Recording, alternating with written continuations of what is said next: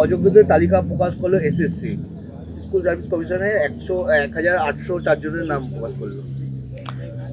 যেখানে 8000 লোকের কথা উঠছে সেখানে 1800 করলে কি করে হবে?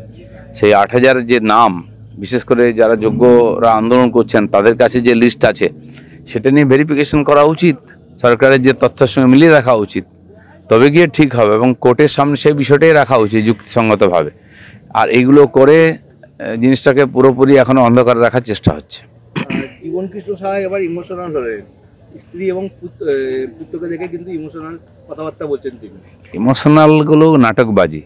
ওনার মনে হয়নি যেসব লোকের কাছ থেকে টাকা নিয়েছেন, যারা জমি বাড়ি বিক্রি করে চাকরির জন্য টাকা দিয়েছে, নিজের ছেলে মেয়েদের ভবিষ্যতের জন্য সর্বস্ব দিয়ে দিয়েছে, তার মধ্যে অনেকের চাকরি হয়নি, অনেকের চাকরি হওয়ার পর চলে গেছে, এছাড়া যতভাবে মানুষকে লুট করার করেছেন, তাদের ঘর সংসার, তাদের স্ত্রীর পুত্র নাই, তাদের ইমোশনালের গুরুত্বটা উনি বোঝেননি একদিন। এই 1800 জনের মধ্যে 1400 জনই আবার নতুন করে আবেদন করেছেন, ওই যারা টেন্টে, তো তাদেরকে কেন রাজ্য আবেদন করতে দিল না? সরকার যদি ক্লিয়ার করে যে 1800 জনকে আমরা বাদ দেবো, সেটাকে ডিক্লেয়ার করতে হবে, তাদেরকে ব্ল্যাকলিস্টেড করতে হবে। আপনারা এদিকেও আছেন, আপনারা ওদিকেও আছেন। আসলে রাজ্য সরকার চায় না এই সমস্যার সমাধান হোক, চায় ওই যে বাকি যা 18,000 লোক আছে যারা সত্যি সত্যি মানে পরীক্ষা দিয়ে চাকরি পেয়েছেন, তাদের ভবিষ্যতে নিয়ে সরকারের কোনো চিন্তা নেই। যাদের কাছ থেকে টাকা নিছে ওদের নেতারা, সরকারি লোকেরা তাদের প্রতি দায়বদ্ধ আর তাদের নিয়ে বেশি চিন্তিত। সেই জন্য চাকরি যদি ওদের হয়ে যায় তাহলে এরা ফাঁকায় পড়ে যাবে, তখন এরা এসে ওদের নেতাদের কলার ধরবে, তাই তারা সমস্যার সমাধান চান না। দুর্গাঙ্গনের জন্য এবার নিউটনে জমি চিহ্নিত করছে, কি বলবেন? ভালো কথা, হোক তো। বাংলা কথা বলার যে অপরাধে পাওয়া গেল চাকরি, অভিযোগে ভাঙড়ের নলমুড়ি এলাকার বেসরকারি কোম্পানি। বাংলায় কথা বলে কারো চাকরি যায় আমরা জানি না এটা। সেই যদি বাংলাদেশি হয়, তার কাছে ভারতীয় পরিচয়পত্র ঠিক না থাকে, তো ভারতে কোনো চাকরি সে করতে পারবে না। দুজন দাদা যারা নিউটাউনে থাকে তারা চাকরি পেয়েছিলেন, এখন তাদেরও কালির দাগের মধ্যে। নিউটাউনে থাকুন আর বোম্বেতে থাকুন, তার কাছে বৈধ পরিচয়পত্র ভারতবর্ষে আছে, এর বড় কথা।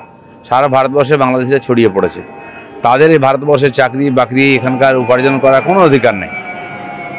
এই 1800 জনের মধ্যে অনেক তৃণমূল নেতা, এমনকি কাউন্সিলর পর্যন্ত রয়েছে। হ্যাঁ, আমরা জানি তো।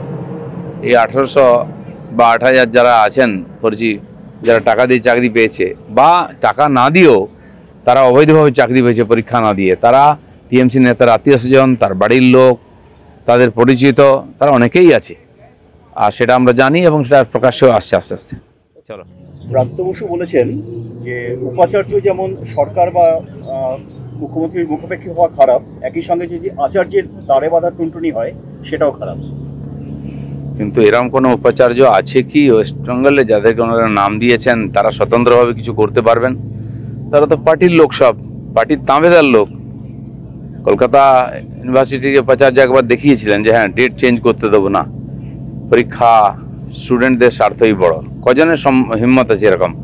তাই তো কলেজগুলো, ইউনিভার্সিটিগুলো আস্তে আস্তে আখড়া হয়ে যাচ্ছে রাজনীতির। আমাদের ভিডিও ভালো লাগলে লাইক এবং শেয়ার করুন, কমেন্ট সেকশনে গিয়ে জানান আপনাদের মতামত। আরও ভিডিও পেতে আমাদের চ্যানেল সাবস্ক্রাইব করুন এবং প্রতি মুহূর্তে খবরের আপডেট পেতে প্রেস করুন বেল আইকন।